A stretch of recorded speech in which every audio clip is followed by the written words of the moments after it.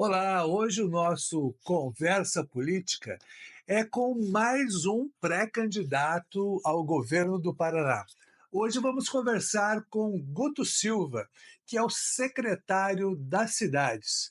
Olha, quando o cara pensa em ser candidato ao governo do Paraná e imagina estar ali no primeiro escalão e ter uma secretaria à sua disposição, a secretaria é a Secretaria das Cidades, porque conversa com todos os prefeitos do estado. Tudo bem, Guto Silva? Tudo bem, Cláudio. Uma alegria poder estar aqui em Londrina, podendo ter esse bate-papo com você. E sempre bom Sim. estar nessa terra maravilhosa. Eu sei que nesse período pré-eleitoral, a gente tem que dizer, né? Período realmente ainda pré-eleitoral, você tem andado por muitas cidades do Paraná. Eu quero saber o que você tem percebido. Aliás, hoje você está aqui em Londrina por conta aí dessa entrega de viaturas aí da CCR. Manja aqueles pedágio? Então, não me fale de pedágio, a gente está muito bravo aqui com os pedágios. Aliás, todo paranaense que se preze odeia pedágio. Mas o que você tem percebido nessas suas andanças pelo estado? Olha, Cláudio, eu fazendo um pouquinho dessa trajetória política, eu brinquei com o governador que eu já estou merecendo música no Fantástico. É minha terceira secretaria nesse mesmo É governo, né? verdade. Eu comecei como secretário-chefe da Casa Civil, que foi um momento importante e duro, porque nós tivemos todas aquelas reformas que foram feitas, que eu falo sempre foi o plantio. Nós estamos colhendo agora com muita obra de investimento, mas foi feito trabalho lá no início, na Casa Civil, importante. E tem pandemia no meio do caminho, foi um momento sempre crítico, né? Sim. Depois, o André me convidou para ser secretário de Planejamento, e isso possibilitou também ter uma ativa escuta muito forte em todo o Estado. E agora, na Secretaria de Cidades, onde é mão na massa, né? Tem essa condição de poder realizar, de poder transformar, de poder fazer obra, investimento, asfalto e assim por diante. Qual o sentimento do paranaense? A gente sente isso caminhando, ouvindo as pessoas e conversando. Primeiro, o Paraná está num bom momento. O paranaense reconhece isso e eu dividiria em algumas ações. Por que a gente sente isso? Primeiro, porque tem obra grande nas mais diferentes regiões do estado. Sim. Tem obra da Ponte de Guaratuba lá no litoral, tem a 280 na região sudoeste, tem obras em todo o estado, grandes obras de infraestrutura. Isso ajuda a melhorar, né, regionalmente o Paraná. E tem obra em todas as cidades, obras pequenas, obras que é um recape asfáltico, uma recuperação de uma creche, é uma casa popular. Isso gera emprego a curto prazo, né, porque é uma indústria de geração de emprego, e ao mesmo tempo tem um impacto no dia a dia das pessoas a médio prazo. Então, eu acho que esse volume de obras e o bom momento econômico para a Navi, porque isso gera emprego, nós estamos vendo um momento de pleno emprego, nossa taxa de desemprego abaixo de 2,7%, isso garante que tem oportunidade, que tem emprego. Então, acho que um pouco desse cenário de obras e investimentos, aliado a uma educação de qualidade, o Paraná tem se destacado como o melhor IDEB do Brasil, tem posicionado e o clima é positivo, de reconhecimento do governador, isso as pesquisas atestam que é um bom momento. Obviamente, a gente não é uma ilha de prosperidade num Brasil complexo, continental como é o nosso, mas quando a gente faz o recorde dos indicadores, eu tive a oportunidade na Secretaria do Planejamento de fazer todos esses estudos, educação, saúde, segurança pública, o nosso Paraná melhora de forma qualitativa. Nós melhoramos todos os indicadores do Estado, desde a gestão fiscal, questão previdenciária, segurança pública, saúde, enfim. Os indicadores atestam que teve um avanço.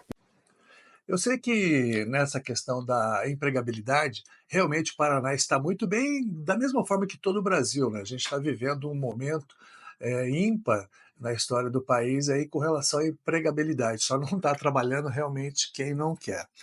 Mas uma coisa que a gente sempre cobra em várias campanhas, desde a época aí que eu trabalhava na Folha de Londrina, a gente sempre cobra o seguinte: por que quando se pensa em empresas, empregos, a região metropolitana de Curitiba sempre é privilegiada? Não há uma forma, que você que está no governo há um bom tempo, não há uma forma de redistribuir melhor para que todas as regiões do Paraná se desenvolvam de uma forma mais equânime?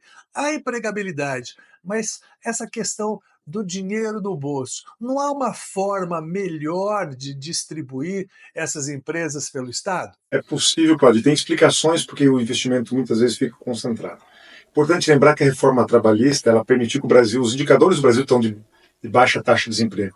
Nós no Paraná estamos com 2,7, a menor taxa da nossa história, Ou seja, tem mais vagas nas agências de trabalhadores que emprego. E por que isso está acontecendo? Fruto da reforma trabalhista, que se melhora o indicador nacional, porque é uma estratégia muito definida do governador de um ambiente de paz. Você não vê o governador brigando com confusão política, em nenhum momento dessas trajetórias vê ele botando fogo no processo. É um governador de estabilidade, de conversa com os poderes, de tranquilidade para quem quer investir, e isso gera um clima favorável. A gente acha que isso é importante porque sinaliza para o mercado, ó, pode investir no Paraná que aqui nós vamos te encher o saco. Tá? Isso é um bom avanço. Só que o investimento privado, o Estado induz, tem capacidade de induzir, mas tem limites. Sim. Quais são os seus limites? Infraestrutura. Você acha que alguma empresa vai investir em Pitanga? É longe do porto, está distante de São Paulo, e ao mesmo tempo a infraestrutura rodoviária é capenga, porque nós temos uma infraestrutura ainda dos anos 80. Então, quando a gente olha o mapa específico do Paraná, olhando as regiões, por que uma região cresce, outra não cresce, por que industrializa? Infraestrutura sempre é um componente estratégico para poder avançar. Se a gente melhorar a infraestrutura, levar duplicação, triplicação, aeroporto, rodovia ferroviária, o investimento acontece. O que aconteceu nos últimos anos? Houve um boom em Ponta Grossa por uma razão geográfica e infraestrutura. Um boom de investimentos que buscam, primeiro, acesso ao porto mais rápido. Nós temos o Porto Paranaguá, que é o porto por 5 vezes consecutivo mais eficiente do Brasil. Acesso ao maior mercado da América Latina, que é o estado de São Paulo, pela sua dimensão. E ali tem um acesso rodoviário adequado, com duplicações já consolidadas, e tem gás natural.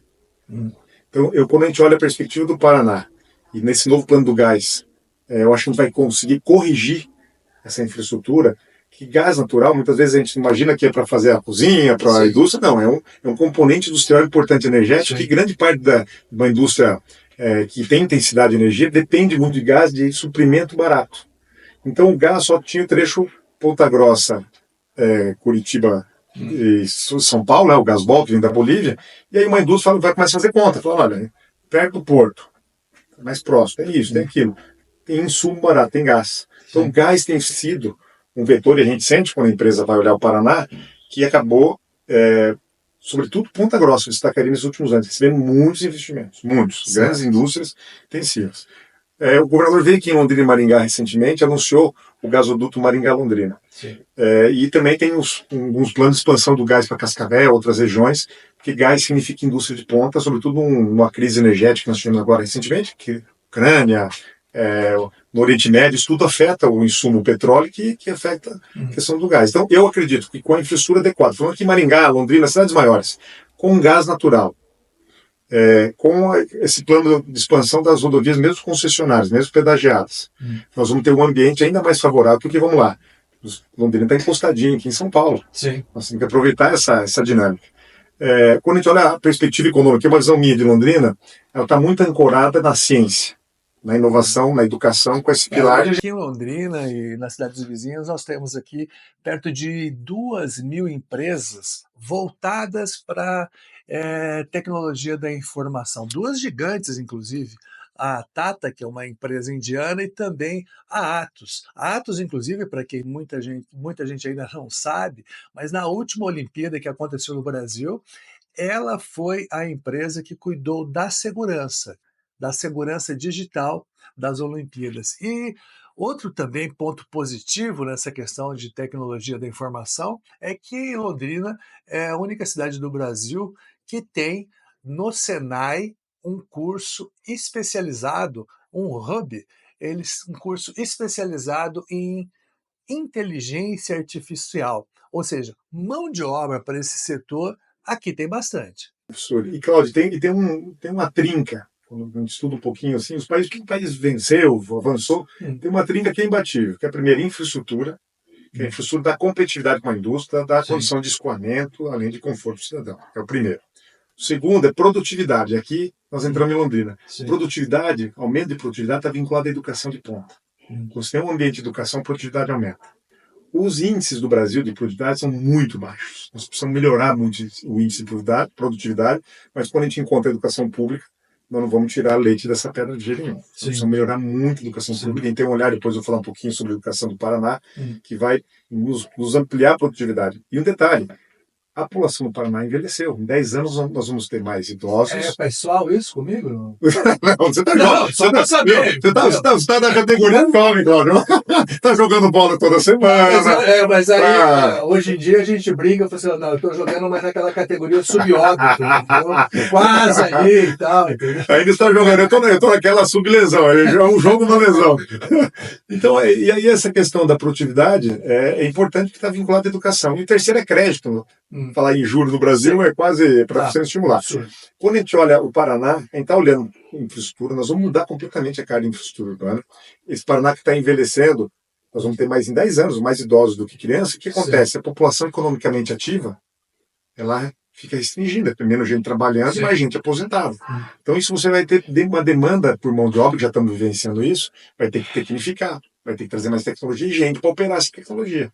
Então produtividade é uma questão que não dá para abrir mão, e quando a gente olha a perspectiva de Londrina, Londrina tem se tornado esse celeiro de mão de obra qualificada, mas o nosso desafio aqui no Paraná, é o que eu tenho dito sempre, é reter talento.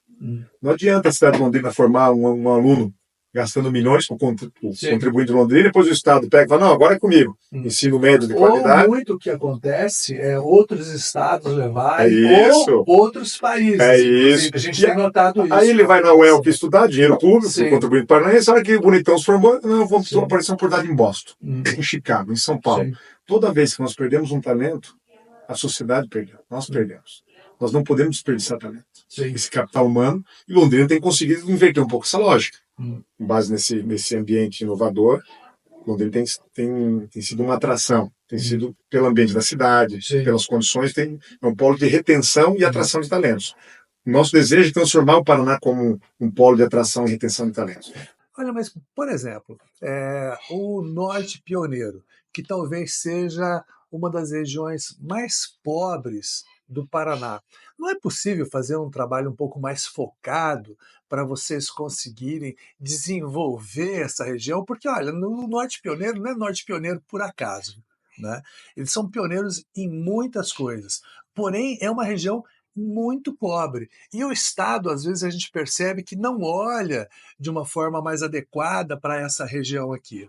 Nós criamos um programa fazem 2 anos. Lá na Secretaria de Planejamento, a gente pensou muito, a gente lançou o Rota do Progresso, um programa que a gente pegou os 80 municípios com baixo IPDM, Índice de Desenvolvimento Econômico, não tem emprego, não tem oportunidade, e o governador topou, vamos fazer uma intervenção. Então a gente está pegando os projetos, barracão industrial, para você trazer uma empresa, o pagamento da agricultura familiar, vamos pagar mais para o agricultor local, vamos fazer uma estrada, tem um grande pacote de investimentos para esses 80 municípios para poder melhorar o nível. Muitos municípios estão no Norte Pioneiro, na Cantuquiri-Iguaçu, região de Guarapuava, e no Vale do Ribeira, ali, subindo a Serra de Curitiba. São os 3 manchas de baixo IDH, baixo desenvolvimento humano. E quais são as razões básicas? Não é expectativa de vida. A expectativa de vida aumentou do paranaense. Também não é educação, é renda. E por que não vai uma empresa em Cerro Azul? A estrada não está 100%, é distante, é longe, então nós precisamos encontrar outros mecanismos de desenvolver. No Norte Pioneiro, o que falta, historicamente, é infraestrutura. E um outro adendo, foi mudando a realidade agrônoma da região. Hoje, muita soja e milho, que você começou a ter já um avanço importante em algumas cidades com crescimento industrial significativo. Ornélio Procópio, Siqueira Campos, Jacarezinho crescendo bastante, Santo Antônio da Platina, mas as cidades ao entorno são muito pequenas e muito empobrecidas.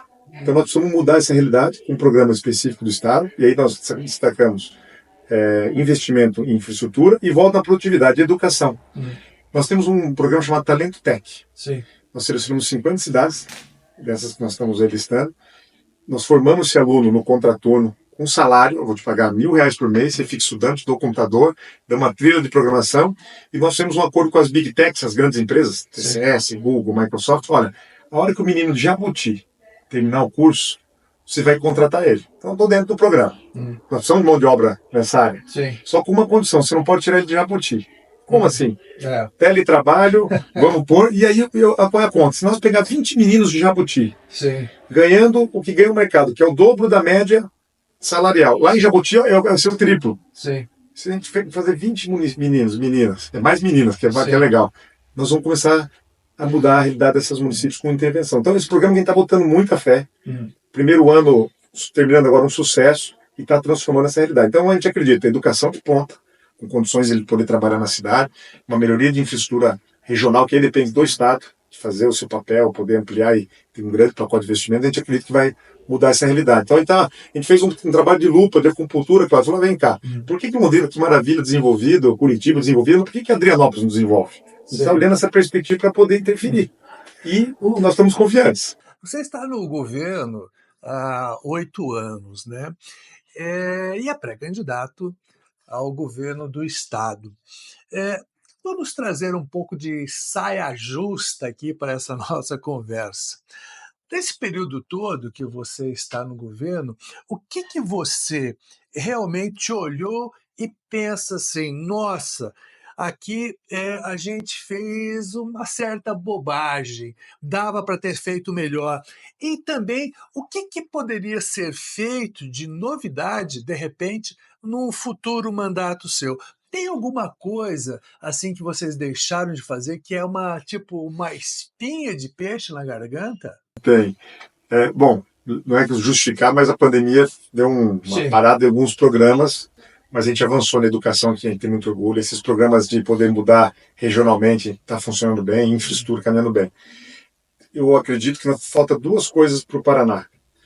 Três coisas. Uma, nós destravamos, que é o gás, que vai poder mudar a dinâmica industrial do Estado, interiorizando mais essa dinâmica industrial. Isso foi resolvido, foi desamarrado o gatilho e os investimentos começam a aparecer. O segundo é ferroviária. Ferrovia, nós temos a Ferroeste, nós temos a Malha Sul, que é rumo aqui, e a ferrovia tem sido grande. E não avançou praticamente? Assim, não avançou, porque nós ficamos muito amarrados, é muito parecido com o dilema do pedágio do rodoviário, que tem trechos são federais e tem trechos estaduais. Nós agora que buscamos o entendimento, então, para fazer parecido esse consórcio, trechos estaduais é que nós precisamos com os federais, para poder destravar essa agenda. E talvez esse seja o grande desejo para os próximos anos. E por quê, Cláudio? Vou dar um exemplo, só um exemplo simples. Nós temos no Paraná as maiores cooperativas do mundo. Sim. Das 10 maiores da América Latina, 7 são no Paraná. Destaque aqui nossa integrada. Sim. Né? A maior de todas elas é a Coamo, do Camorão. O trecho Coamo a Guarapuava, 277, subindo lá para o litoral, para ir para Paranaguá, todos os dias, apenas da Coamo, trafegam naquele trecho 3 mil caminhões bitrem. Exatamente. 3 mil caminhões bitrem. Não tem lógica, não há estrada que aguente. E a economia crescendo 4, 5%, esse volume vai incrementando porque as cooperativas crescem muito. Então, um trecho ferroviário resolvendo esse processo nos dá garantia de futuro, de escoamento para o Porto Paranaguá, competitividade, mas o mais importante, que é outro dado curioso, o Paraná já não é mais autossuficiente em milho e soja. Nós somos o segundo maior produtor de grãos. Sim. E não é autossuficiente por quê? Porque a nossa milho e soja está sendo processado, está virando proteína animal, frango, suíno, ele vira ração para peixe. Então, óleo, etanol, ontem um anúncio importante de Camborão. Então, todo esse insumo nós precisamos trazer do Mato Grosso do Sul para garantir que a nossa indústria continue moendo, fazendo esse processo. Então, o trecho ferroviário trazendo do Mato Grosso do Sul via Guaíra, alimentando nossa agroindústria integrada, a Coamo, a Cocamar, todas elas, e fazendo o processo de valor agregado exportando, ele é estratégico futuro para o Paraná. Nós precisamos trazer insumo barato e garantir competitividade. Então eu destacaria a questão ferroviária como agora o próximo gargalo a ser resolvido. Rodoviário, graças a Deus, avançamos na questão do pedágio, ninguém gosta de pagar pedágio, mas o modelo que foi implementado começa hoje, aqui, 0 hora. É o modelo equilibrado. Bacana você lembrar isso. Para pagar a conta, né? Povo tá feliz com esses pedágios. Todo mundo feliz. Mas foi resolvido aquele pedágio absurdo que nós tínhamos, a tarifa abaixo do que nós havíamos também desenhado, e com obras importantes para poder dar cabo a esse crescimento econômico que o Paraná tem vivenciado. Então eu destaco o ferroviário ainda como um gargalo e porto. Nós temos 2 novos portos no Paraná licenciados pela ANTAC, mas que estão em um processo de meio ambiente que ainda não destravaram, que nós precisamos para poder dar escoamento. O Porto Paranaguá, para quem não sabe, nós temos aumentado a produtividade ano após ano, mas está transbordando.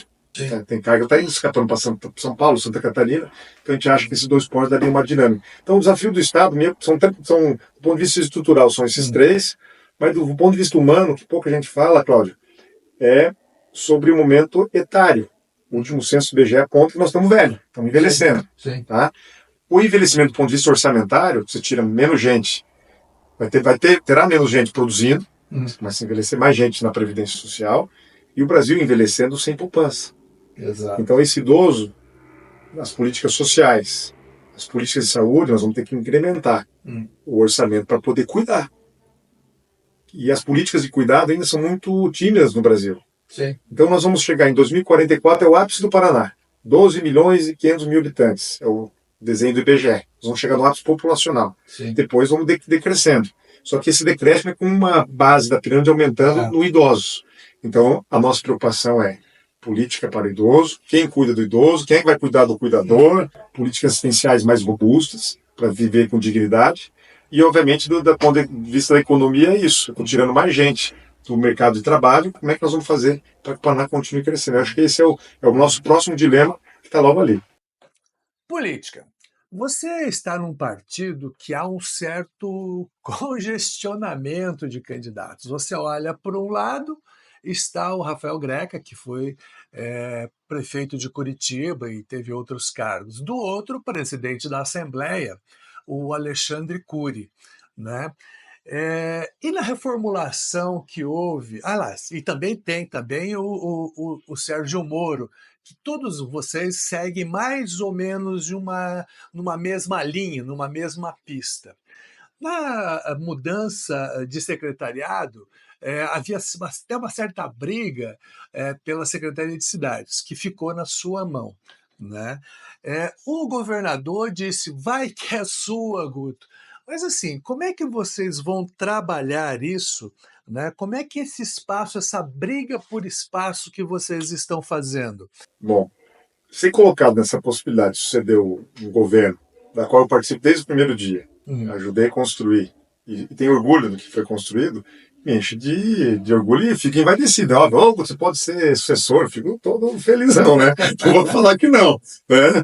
Sempre tem que combinar com ele.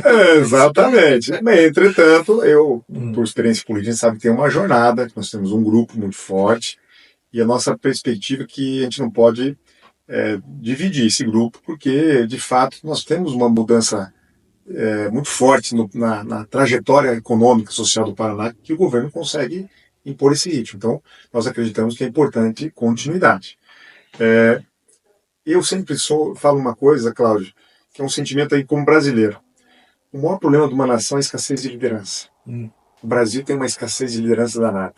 Seja na igreja, seja no mundo empresarial, na política. Sim. E hoje nós estamos vivendo um momento um pouco diferente. Nós temos a melhor safra de governadores da história do Brasil, do recente. O Eduardo Leite é um bom governador no Rio Grande do Sul. O nosso governador Ratinho com esse índice de aprovação. O Rido no Mato Grosso é um bom, baita governador. Mato Grosso tem um grande governador. O Caiado é um bom governador em Goiás. O Tarcísio em São Paulo. O Zema em Minas. Tem uma safra de bons governadores. E eu acho que tem ajudado muito a equilibrar um pouco o país. Sim. Acho que tem sido importante. Que bom que nós temos também no Paraná nomes, lideranças postulando e dando opinião para o debate, porque empobrece o debate político quando nós não temos esse processo. E o Brasil hoje, com toda a franqueza, nós estamos discutindo tudo, menos educação, qual que é a agenda de saúde, qual que é a agenda de infraestrutura, qual que é a agenda de ciência e tecnologia. Não tem uma agenda de país porque não tem debate. O debate ficou no polo, eu faço isso, faz aquilo, então isso empobrece o debate. Acho que no Paraná estamos vendo uma possibilidade de ter um bom debate sobre o Estado do Paraná, né? De debater e construir esse Estado com os nomes todos. Obviamente, esse processo político, você é bem experiente, né? Sabe que é muito orgânico, que as coisas vão acontecendo, mas o governador me deu uma posição privilegiada nessa corrida, me deu uma raia larga para correr, com muito instrumento, que é uma secretaria que faz muita obra, que tem muitos recursos, tem esse contato direto com os prefeitos. E eu estou muito focado, Cláudio, e eu acho aí uma questão que, para mim, eu acho que é super importante. Estou muito focado no meu trabalho lá na Secretaria, que é um trabalho também político, mas acho que esse perfil mais técnico, de olhar de gestão, de olhar de administração, acho que faz muito sentido com esse governo do Ratinho Júnior, com esse espírito, com essa cultura que a gente tem colocado no Paraná. Eu estou muito tranquilo em relação a isso, vamos caminhar a jornada e lá na frente é Deus que bota a mão, né? Falando em Deus, óbvio, tem várias pessoas do grupo querendo ser candidato. E nessas horas, normalmente é assim que funciona, né? Todo mundo, opa, tamo junto. E aí alguém sempre vai levar, tamo junto sim, desde que eu seja o escolhido. É natural, né, todo mundo quer ser candidato, quer ser governador. Você acredita mesmo que depois de todo esse processo, porque acaba sempre tendo algumas rusgas, vocês vão continuar sendo um grupo unido? Ou de repente vai ser aquela coisa: "Não, ó, estamos junto, bate nas costas, dá 2 passos para trás, cada um que se vire com os seus problemas"? Nós somos todos seres humanos e o ser humano, com as suas complexidades, É. né, tem sonhos, desejos, incoerências, né? E, obviamente, esse foi o processo natural da política. O que eu vejo, Cláudio, é que tem um elemento diferenciado no Paraná, porque nós temos um projeto presidencial. Hum, E um projeto de presidente ajuda a segurar o grupo unificado. Tem dois projetos, né? sim. O Ratinho, é inegável, já sinalizou e está caminhando. Eu tive com ele recentemente em Uberlândia, tive com ele em São Paulo. Inicia uma jornada como pré-candidato a presidente da República. Eu acho que tem que ser mesmo, que é importante. E acredito que esse projeto ajuda a segurar os ânimos aqui no Estado. Eu acredito que tem espaço para todo mundo poder disputar. Nós temos um grupo muito forte.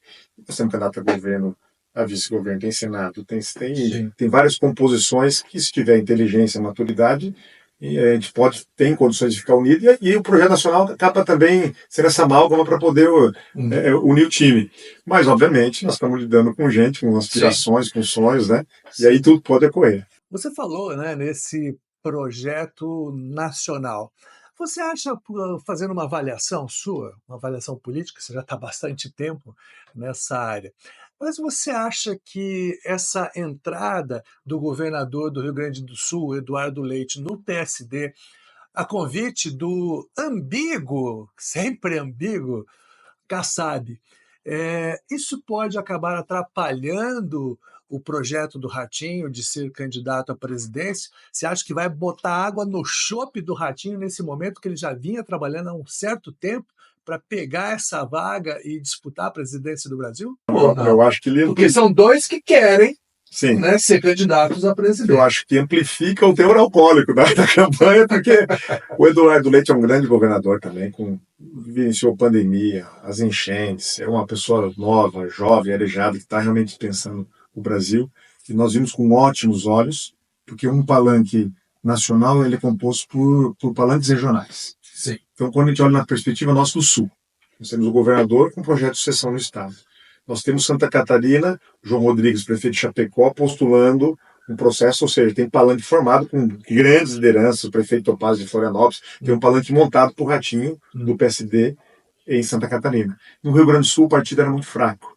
A vinda do Eduardo Leite reforça uma trincheira importante e permite que o Sul possa sonhar em sair unificado com uma proposta, com um palanque muito consolidado. Então a gente está vendo com muitos olhos, a gente está muito feliz. O governador Ratinho tem uma relação muito próxima com o Eduardo Leite, eles conversam semanalmente.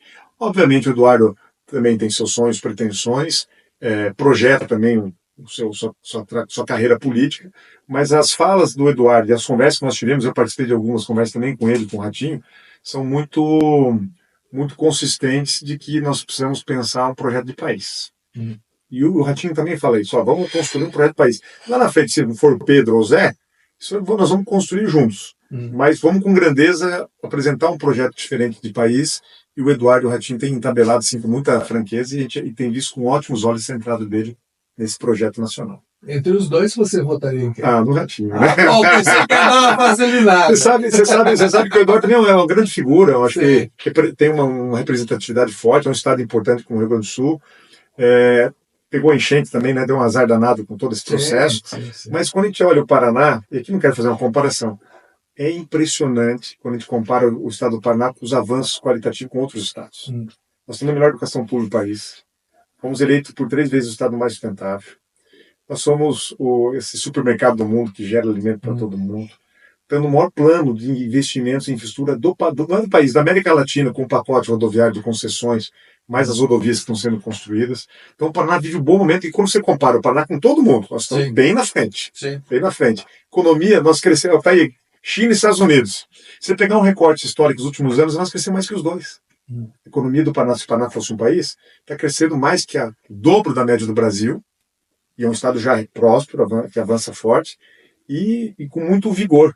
Então isso tem permitiria o Paraná ser polo de atração de mão de obra, de desenvolvimento econômico, e eu não tenho nenhuma dúvida, a hora que o Ratinho se apresentar um projeto nacional e apresentar o que foi possível construir no Paraná, vai dar muito trabalho, e eu, como Guto, como cidadão paranaense, como cidadão brasileiro, acho que está na hora de dar uma chacoalhada também geracional. O mundo político é muito conservador. É muito conservador. Muito conservador. Eu me lembro, com 12 anos de idade, estou com 48, eu fui com meu pai e com a minha mãe votar no processo de democratização, uma coisa. Né, votar no presidente da República, vendo lá que tinha 20 candidatos a presidente da República, né, foi maravilhoso aquele processo democrático, ninguém esquece. E eu fui com meu pai e minha mãe votar. Tem gente aí disputando a eleição que estava lá hoje, com 12 anos. Tem que chacoalhar. Está na hora do Brasil chacoalhar, e eu acho que o Ratinho tem condições geracionais, tem experiência política, um governo, o Paraná é um estado importante, a quarta economia do país, com força, atestado, e acho que o Brasil precisa de alternativas de liderança, e eu tenho convicção que o Ratinho será uma grande opção nas próximas eleições presidenciais. Guto, muito obrigado pela entrevista. Olha, vasilinou pouco, né? Mas sorte aí na campanha, tá? Muito sucesso, que trabalho, você sabe como é que é, né? Porque tem aquela coisa também, né? Sempre tem que combinar com o povo. E como diz o filósofo, o povo são foda. Entendeu? Então tem que ter aquela, aquela aproximação, aquela proximidade, mas como você disse, tem uma grande avenida aí pela frente. Né? Está havendo uma troca, inclusive, realmente de geração na política do Paraná, isso é importante. Obrigado, Cláudio. Uma alegria estar aqui com você, falar com Londrina, deixar um abraço a todos os amigos de Londrina, e sempre bom poder falar de futuro, falar do que a gente está sentindo. Sim. E tem sido, eu sei que teu trabalho tradicional, histórico, que Londrina, de fazer esse debate franco, é importante para a gente poder debater a cidade, debater a região e debater o Brasil. Obrigado. E se você gostou desse nosso bate-papo, comente, deixa um comentário aqui no canal, mande para os seus amigos, compartilhe, mande para os inimigos também, porque é importante, que dá relevância para o canal e mais gente venha assistir a gente por aqui. Um abraço!